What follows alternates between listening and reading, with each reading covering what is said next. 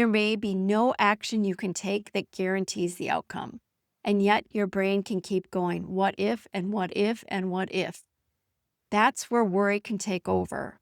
There isn't really an endpoint. You're not necessarily moving closer to a solution. You're rehearsing possible problems.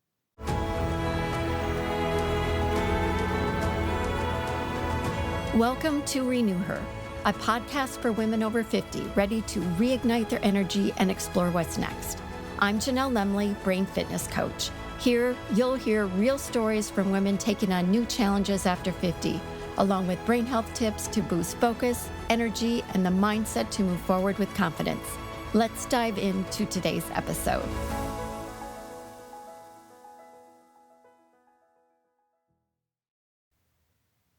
Hello, and welcome back to RenewHer. Today, we're talking about worry. Have you ever noticed that some people seem to worry about everything? Maybe you're one of them. Something happens, or maybe nothing has happened at all, and suddenly your brain starts asking, what if? What if something goes wrong? What if I make the wrong decision? What if something happens to someone I love? What if I can't handle it? I was with friends recently, and one conversation got me thinking about this. One friend mentioned she worries a lot. It made me wonder, what is actually happening in the brain when we worry? Because here's the thing. Worry isn't simply thinking too much. Your brain is actually trying to do something. It's trying to protect you. Your brain is constantly scanning your environment and trying to predict what might happen next. That's a good thing. It's part of how we survive. If there's a potential threat, your brain wants you to notice it. It wants you to prepare. It wants you to be ready. The problem is that your brain doesn't only do this when there's an immediate physical threat. It can do it when the threat is something that might happen tomorrow, next week, or even 5 years from now. And that's where worry comes in. That imagined future can feel real enough to your brain to activate some of the systems involved in threat and stress. When your brain perceives a potential threat, it isn't happening in one little part of your brain. It's a conversation among several interconnected brain systems involved in detecting potential threats, remembering past experiences, imagining the future, evaluating possibilities, and regulating your emotional response. For example, the amygdala is involved in generating and coordinating fear and threat responses. Your hippocampus plays an important role in memory and context, helping your brain draw on past experiences as it interprets situations and imagines possible futures. And as your brain starts trying to figure out what might happen, the prefrontal cortex is involved in thinking, planning, evaluating possibilities, and trying to make sense of uncertainty. So when you're worrying about something that might happen tomorrow, your brain isn't sitting there passively, waiting for tomorrow to arrive. It's using memories, imagination, prediction, and threat assessment to construct possible futures and then responding emotionally to some of those possibilities. So your brain starts running scenarios. What if this happens? What if that happens? What will I do? What if I can't handle it? And that brings me to those two little words that can really get the worry machine going. What if? What if I get sick? What if I lose my job? What if my relationship changes? What if something happens to my family? What if I make the wrong decision? And here's something important to remember. Possible does not mean probable. Your brain is incredibly good at imagining possibilities. But just because your brain can imagine something happening doesn't mean it's likely to happen. Worry can feel like you're being productive because you're thinking, you're analyzing, you're preparing, you're trying to solve something before it happens. But those two words, what if, can also be the beginning of problem solving. But there's a difference between problem solving and worrying. Let's say you have a difficult conversation coming up. Problem solving might sound like, what do I need to say? What outcome do I want? How can I prepare? You think it through, you make a plan, and then you're done. That's problem solving. That's useful thinking. The difference is what comes next. If the what if leads to a useful action, you're problem solving. But sometimes there isn't anything you can do to change the outcome. What if your mom doesn't make it through surgery? What if the plane crashes? There may be no action you can take that guarantees the outcome. And yet your brain can keep going, what if, and what if, and what if. That's where worry can take over. There isn't really an endpoint. You're not necessarily moving closer to a solution. You're rehearsing possible problems. And sometimes the more possibilities your brain generates, the more threatened you feel. Because now you're not dealing with one possibility, you're dealing with 10 or 20 or more. And your brain can keep generating them. You think about the problem. Your brain generates another possibility. You respond to that possibility with another what if, and around you go. That's when you can get caught in a worry loop. And that can have a physical effect too.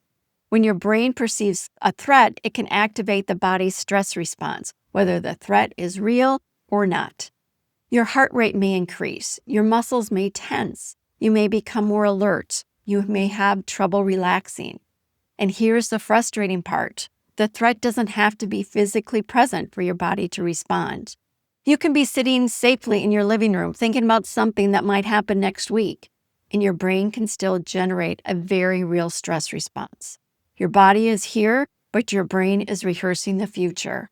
And this is one reason chronic worry can be so exhausting.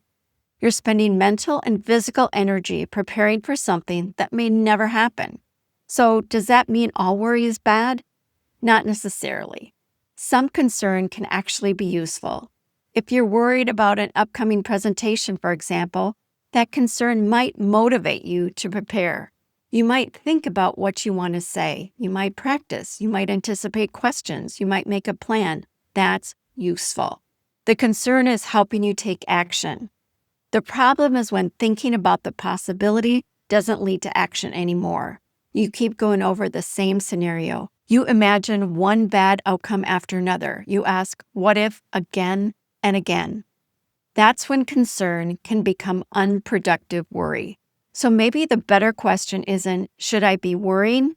It's, is this thinking helping me do something, or is it simply making me feel more threatened?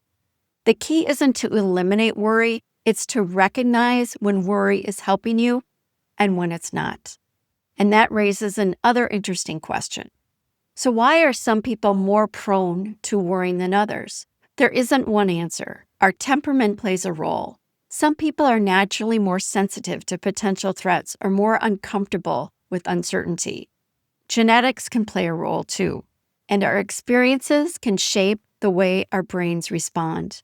If you've experienced a lot of unpredictability or situations where being vigilant helped you avoid problems, your brain may have learned.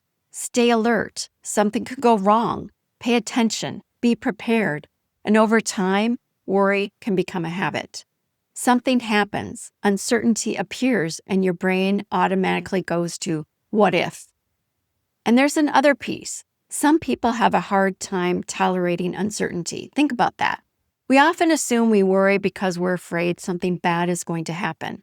But sometimes we're worrying because we simply don't know what's going to happen. And our brains don't particularly like uncertainty. The brain likes prediction. It likes having some idea of what's coming next. But here's the problem.